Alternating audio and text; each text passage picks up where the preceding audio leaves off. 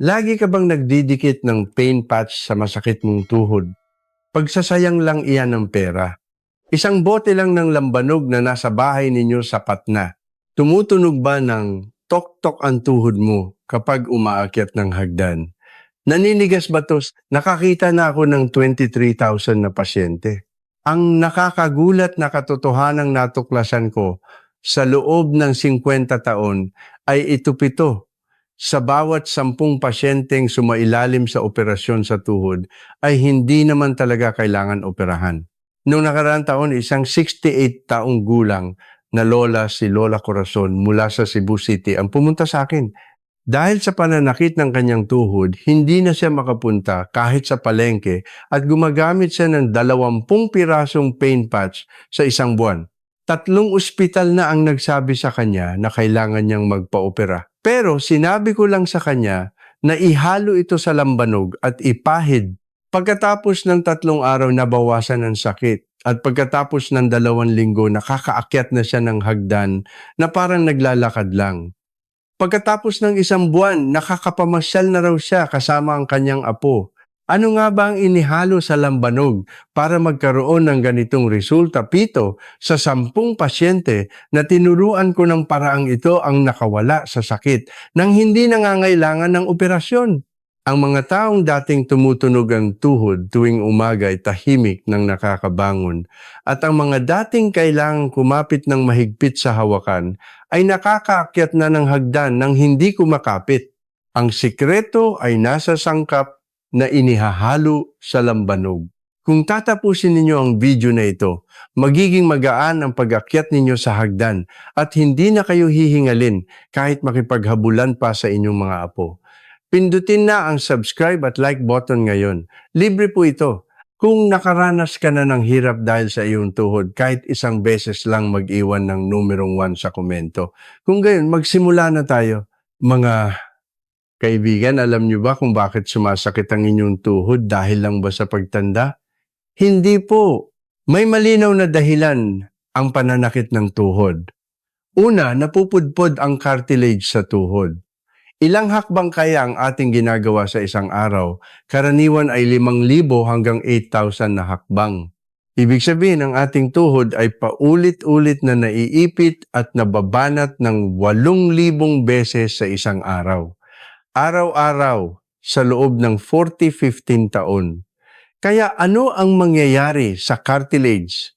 Mapupudpod ito. Lalo na kapag lumagpas na sa edad na 40, bumababa ang kakayahan ng katawan na gumawa ng cartilage. Unti-unti itong nababawasan taon-taon. Ikalawa, humihina ang mga kalamnan sa paligid ng tuhod. Ang kalamnan sa harap ng hita na sumusuporta sa tuhod ay tinatawag na quadriceps. Kapag humina ang kalamnan na ito, lumalaki ng husto ang bigat na dinadala ng tuhod. Kahit 10% lang ang ihina ng kalamnan, doble o higit pa ang bigat na pasan ng tuhod. Mas malala pa ito kapag umaakyat ng hagdan. Hindi na kinakaya ng tuhod. Ikatlo, hindi maganda ang sirkulasyon ng dugo. Habang tumatanda, kumikipot ang mga ugat sa paligid ng tuhod.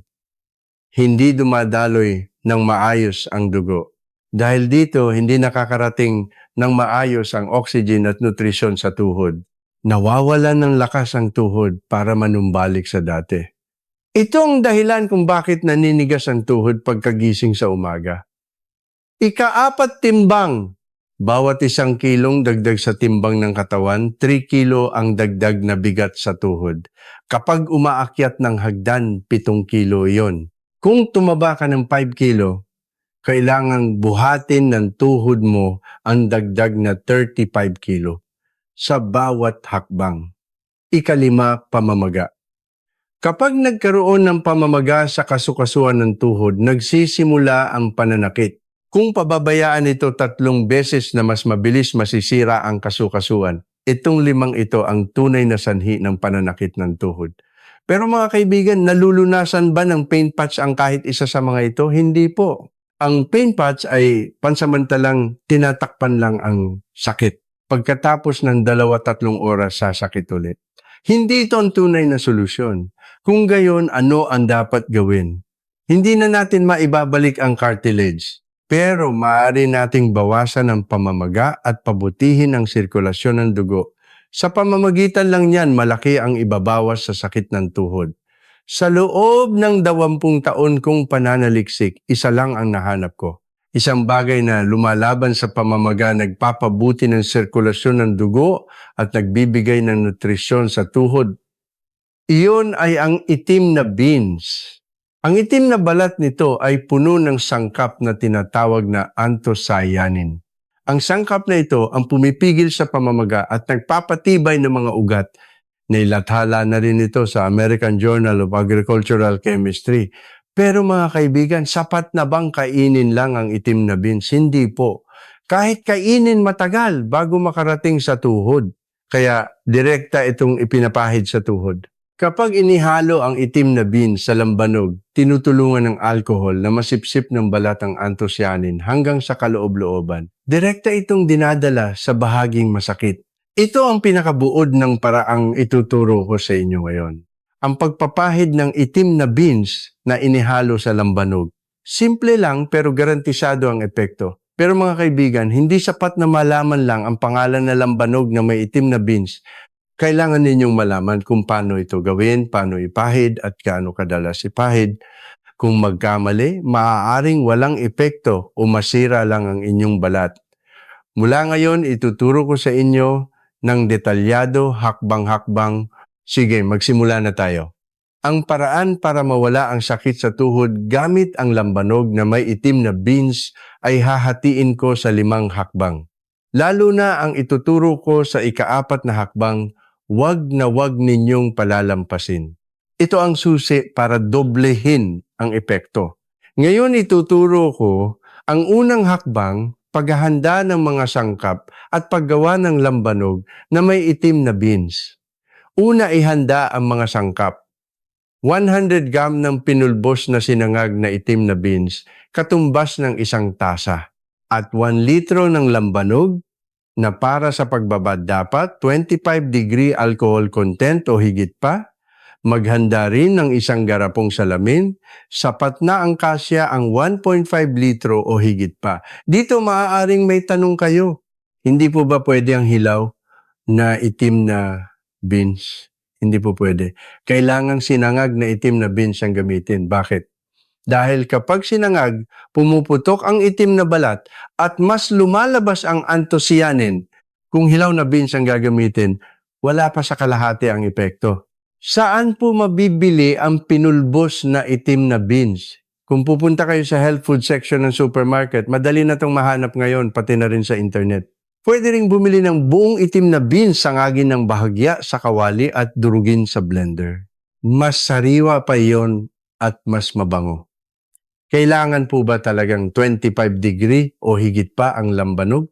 Opo, kailangan po. Kung mababa ang alcohol content, hindi lalabas ng maayos ang anthocyanin.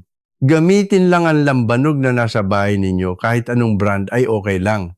Sige, gawin na natin. Hugasan ng malinis ang garapon at patuyuin ng husto. Hindi dapat may tubig. Pagkatapos ilagay ang 1 tasang pinulbos na sinangag na itim na beans. Dahan-dahang ibuhos doon ng 1 litrong lambanog. Takpan at alugin pataas baba para maghalo. Ngayon, ilagay lang ito sa isang malamig na lugar na hindi nasisikatan ng araw sa loob ng eksaktong 3 araw. 3 araw. Hindi po ba 1 linggo? Eksaktong 3 araw lang po. 3 araw ang kailangan para lumabas ang mga sangkap mula sa itim na balat papunta sa lambanog. Pwede na itong gamitin pagkatapos ng 3 araw. Kapag nagawa na, aabot ito ng 1 buwan. Kung ilalagay sa ref, mas tatagal pa. Ano po ang gagawin sa mga latak ng itim na beans? Huwag po itong salain. Hayaan lang dyan. Alugin lang tuwing gagamitin. May mga sangkap pa kasing natitira sa latak. Sige, hanggang dyan ang unang hakbang. Paggawa ng lambanog na may itim na beans. Napakasimple, hindi ba? Gawin nyo na agad ngayon dahil pagkatapos ng 3 araw, pwede na ninyong gamitin. Pero mga kaibigan, hindi pa tapos. Dahil lang nakagawa na kayo ng lambanog na may itim na beans. Mas mahalaga kung paano ito ipapahid. Kung mali ang pagpapahid, kalahati lang ang magiging epekto. pwede pang masira lang ang inyong balat. Sa ikalawang hakbang, ituturo ko ang tamang paraan ng pagpapahid ng lambanog na may itim na beans sa tuhod. Kailangan ninyong malaman kung ilang beses sa isang araw, saan at paano ipapahid. Mag-iwan ng komento na unang hakbang tapos na. Sige, ito na ang ikalawang hakbang. Ituturo ko ang paraan ng pagpapahid ng lambanog na may itim na beans sa tuhod. Ito ay napakahalaga. Kung basta-basta lang ipapahid, wala pa sa kalahati ang epekto. Una, maghanda ng cotton pads o malinis na gasa. Basahin ito ng husto ng lambanog na may itim na beans. Dapat basang-basa. Hindi pwedeng konti lang. At sa masakit na bahagi ng tuhod, marahang itap-tap o imasahe sa malawak na bahagi. Hindi pwedeng sa harap lang ng tuhod ipahid. Mas maganda kung ipapahid sa buong paligid kasama ang gilid at likod. Parang binabalot ang buong tuhod. Bakit kailangang malawak ang pagpapahid? Ang sakit sa tuhod ay hindi lang nanggagaling sa isang lugar. Ang mga litid kalamnan at ugat sa paligid ng tuhod ay magkakakonekta. Kailangang malawak ang pagpapahid para maging epektibo sa kabuuan. Ilang beses ba sa isang araw? 2 hanggang 3 beses. Isang beses pagkagising sa umaga at isang beses bago matulog sa gabi. Itong 2 beses na to, kailangan ninyong sundin. Kung matindi ang sakit, pwede kayong magdagdag ng isa pa sa tanghali. Mga 2 oras pagkatapos mananghalian ay maganda. Bakit po? Sa umaga at gabi. Sa umaga, ito ang oras na pinakamatigas ang tuhod dahil nanigas ito habang natutulog. Kung magpapahid kayo sa oras na ito, mas magiging komportable ang inyong araw. Ang gabi naman ay oras para manumbalik ang lakas ng tuhod na nagtrabaho buong araw. Tinutulungan itong mag-recover ang tuhod habang natutulog. May isang paalala na dapat ninyong tandaan. Ito po ay ipinapahid, hindi iniinom. Wag na wag itong iinumin. Kahit gaano pa katindi ang sakit, huwag itong iinumin. Hindi ba ito amoy alak? Sa una medyo may amoy. Pero pagkatapos ng mga 10 minuto, mawawala rin. Mabilis lang mag-evaporate ang alcohol. Huwag po kayong mag-alala. Okay lang ba ito sa sensitibong balat? Sa unang paggamit, subukan muna sa loob ng inyong braso. Magpahid ng kaunti at tingnan pagkatapos ng 3 minuto. Kung hindi namula o nangati, pwede ninyong gamitin. Kung may reaksyon ang balat, wag na wag gagamitin. May sugat po ko sa tuhod. Iwasan ang bahaging may sugat, mahapdi at nakakairita kapag nadikit sa sugat. Mas ligtas kung gagamitin ito kapag magaling na ang sugat. May isang kaso, si Lola Teresita, 73 taong gulang na taga Quezon City. Sobrang sakit ng kanyang tuhod kaya sinimulan niya ang parang ito. Pero sa sobrang pagmamadali, 8 beses siyang nagpahid sa isang araw. Iniisip niya na mas mabilis gagaling kung mas maraming beses magpapahid. Ano sa tingin ninyo ang nangyari? Hindi nawala ang sakit sa tuhod pero nanuyo at namula ang kanyang balat. Nagkaroon siya ng contact dermatitis. Inabot ng 3 linggo bago gumaling. May aral tayong matututunan sa kaso ng lolang ito. Hindi ito mas mabilis na gagaling kahit gaano karaming beses ipahid. Kailangang sundin ang tamang bilang ng beses. 2 hanggang 3 beses sa isang araw. Sundin lang ito. Huwag maging sakim. Sige, hanggang dyan ang ikalawang hakbang. Ang paraan ng pagpapahid. Simple lang pero kailangan ninyong sundin ng tama. Pero mga kaibigan, sapat na bang magpahid lang? Hindi po. Kung sasabayan ninyo ng paraan na ituturo ko sa ikatlong hakbang, mas bibilis ang epekto. Mararamdaman ninyo agad na gumiginhawa ang inyong tuhod. Sige, ito na ang ikatlong hakbang. Meron kayong dapat gawin pagkatapos magpahid ng lambanog na may itim na beans. Kung gagawin ninyo ito, dodoble ang epekto. Ito ay ang mainit na compress. Nagpahid na kayo ng lambanog na may itim na beans sa tuhod. Tama. Pagkatapos, ilagay agad ang isang mainit na tuwalya o hot compress pack sa inyong tuhod. Mga 10 hanggang 15 minuto. Sapat na ang 15 minuto, bakit kailangang mag-compress? Ang init ay nagpapabuti ng sirkulasyon ng dugo. Lumuluwag ang mga ugat at mas dumadaloy ang dugo. Dahil dito, mas mabilis na nasisipsip ng tuhod ang anthocyanin mula sa itim na beans. Mas mabilis kumakalat ang epekto ng gamot. Hindi po pwede ang malamig na compress. Kailangang mainit. Ang tamang temperatura ay mga 40 hanggang 45 degrees Celsius. Hindi nakakapaso pero mainit-init. Kapag hinawakan ng kamay at naramdaman mong, maligamgam, tama na iyon. Wala po akong hot compress pack. Pwede ninyong basain ang tuwalya sa mainit na tubig pigaan at ilagay sa tuhod. Pwede ring basain ang tuwalya at i-microwave ng mga 30 segundo. Ngayon may mga nabibili na ring disposable heat pack sa mga tindahan. Mga 50 piso lang bawat isa. Pwede po bang gumamit ng hot pack? Opo, pwede. Maganda rin ang hot pack pero hindi dapat sobrang init. Balutin muna ang hot pack sa tuwalya bago gamitin. Maari kayong mapaso kung direktang ididikit sa balat. May isang mahalagang bagay dito, kailangang gawin ang compress agad-agad pagkatapos magpahid ng lambanog na may itim na beans. Kung magtatagal, mag-evaporate na ang alcohol. Ang susi ay mag-compress agad pagkatapos magpahid. Noong nakaraang taon, may isang 71 taong gulang na lolo, si Lolo Roberto na taga Pasig City. Dahil sa sakit ng tuhod, sinimulan niya ang paraang ito. Noong unang linggo, nagpahid lang siya ng lambanog na may itim na beans at hindi nag-compress. Tinamad daw siya kaya nagpahid lang. May epekto naman. Medyo nabawasan ng sakit pero wala siyang naramdamang malaking pagbabago. Pagkatapos ay idiniin ko ulit sa kanya na kailangan niyang mag-compress. Doon lang siya nagsimulang mag-compress. Ano sa tingin ninyo ang nangyari?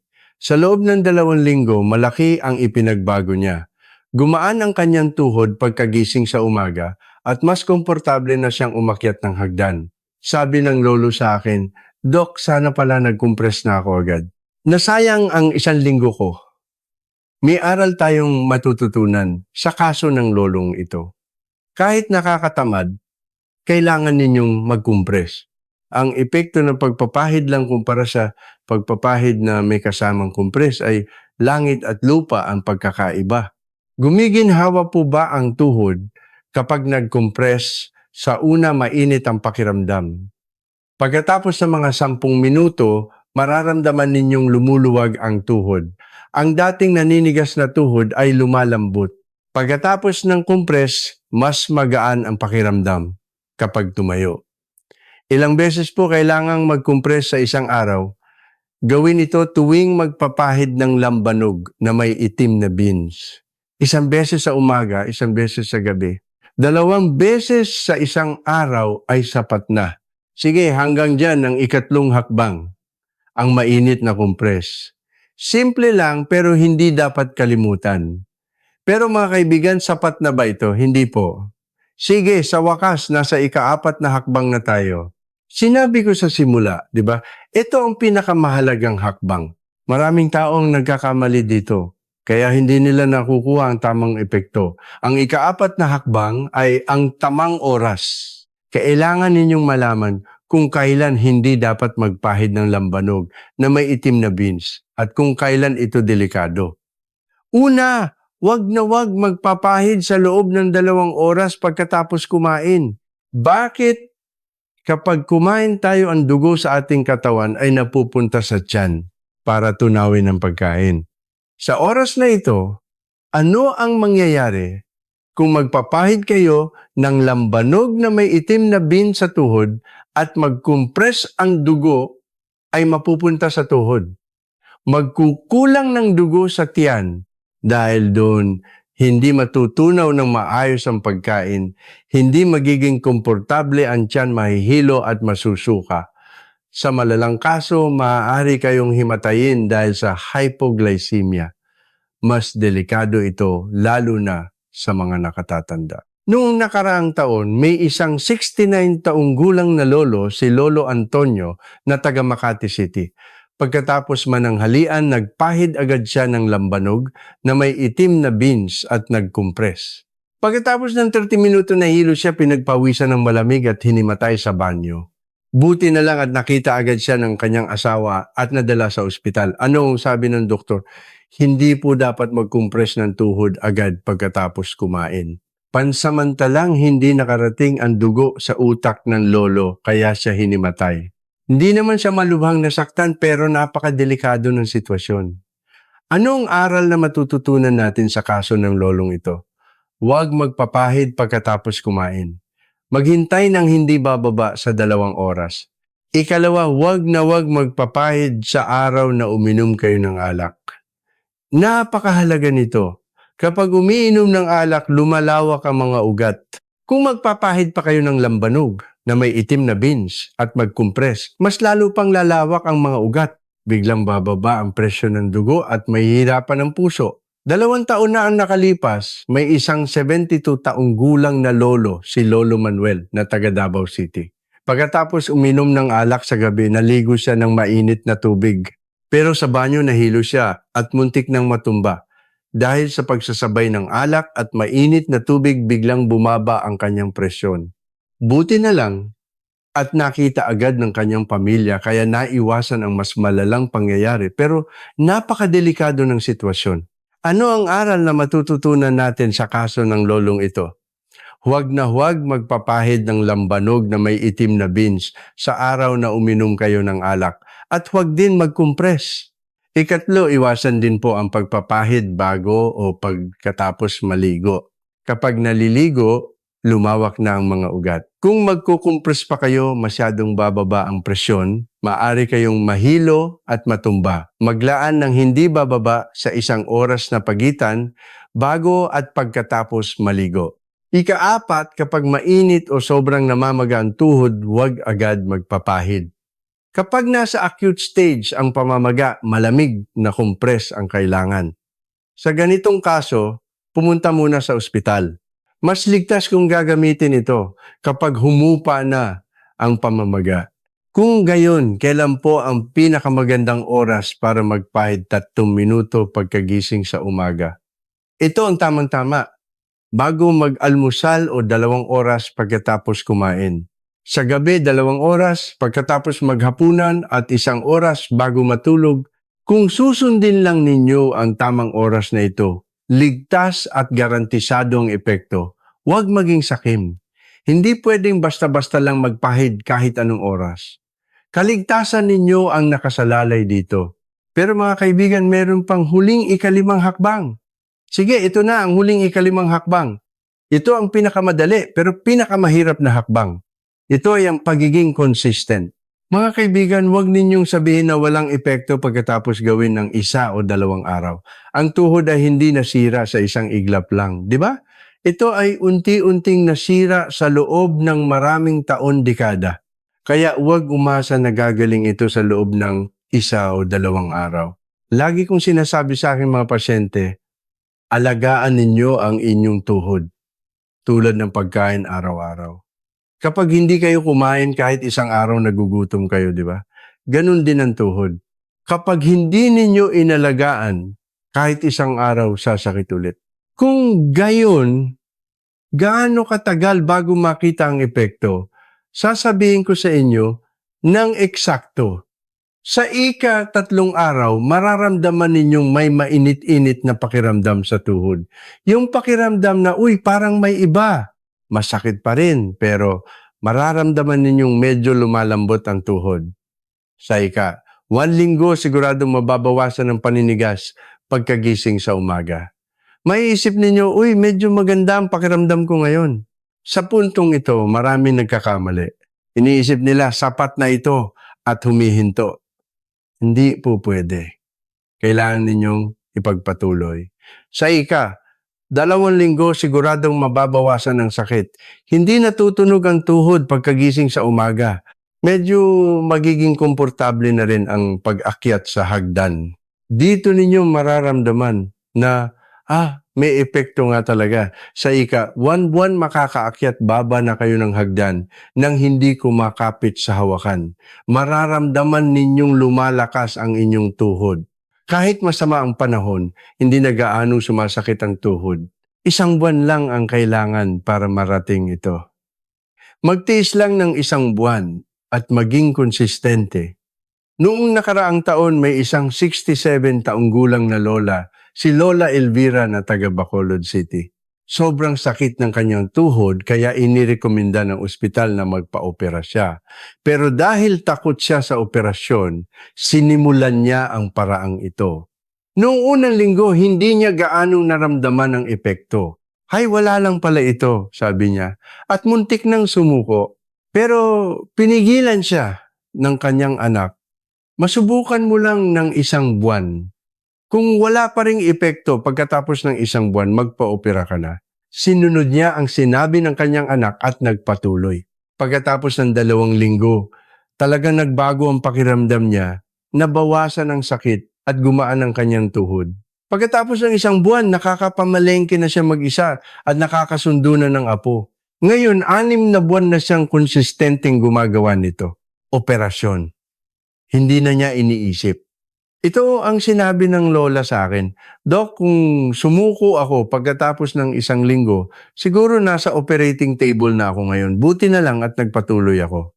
Ano ang aral na matututunan natin sa kaso ng lolang ito? Huwag sumuko at maging konsistente.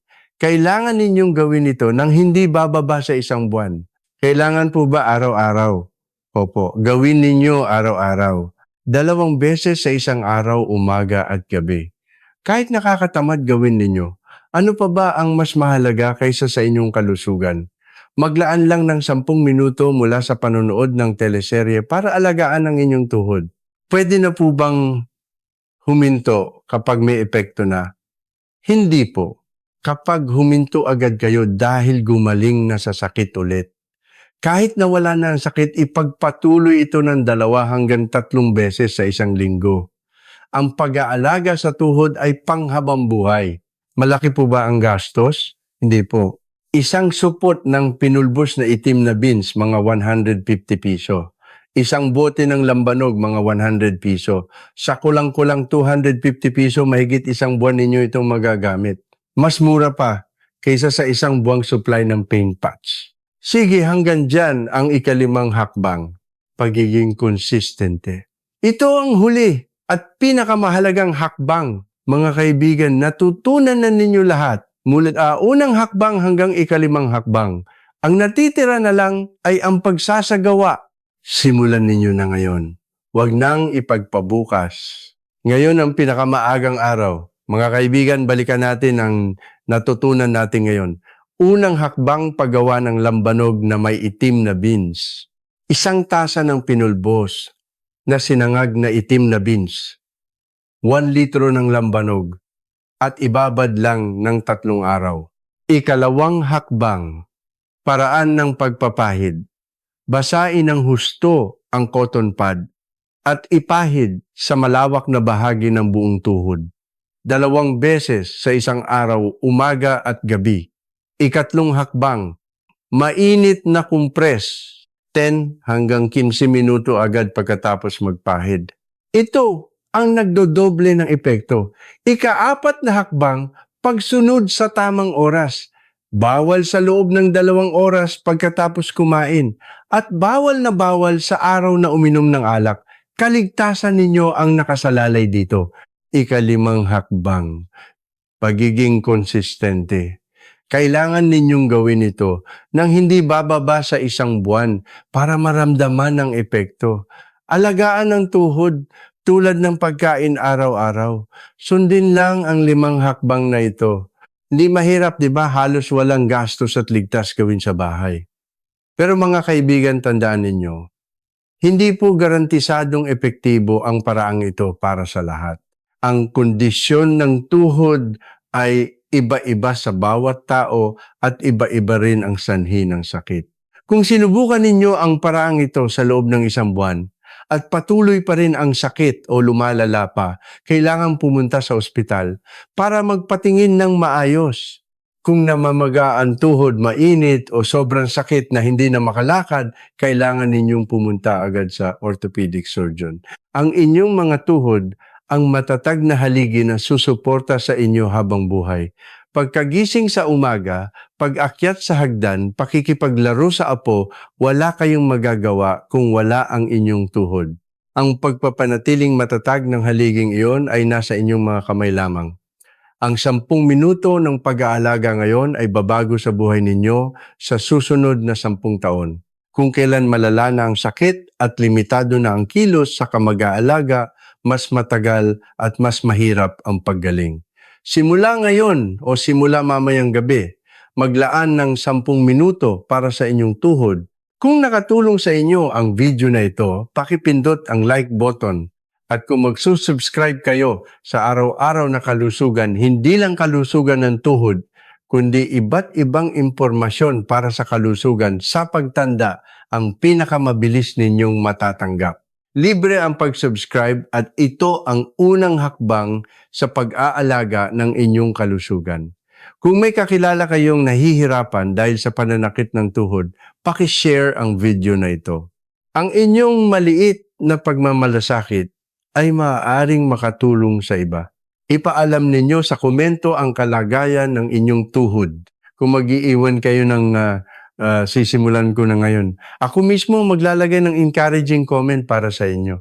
Mga kaibigan, ang kalusugan ng tuhod ay katumbas ng kalidad ng buhay.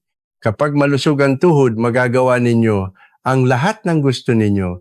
Sana ang panonood ninyo ng video na ito ngayon ay maging isang magandang simula sa pag-aalaga ng inyong tuhod. Naway magkaroon kayo ng isang magandang pagtanda kung saan makikipaglaro kayo sa inyong mga apo, makakapaglakbay at magagawa ang lahat ng gusto ninyo dahil sa malusog na tuhod. Sinusuportahan ko kayo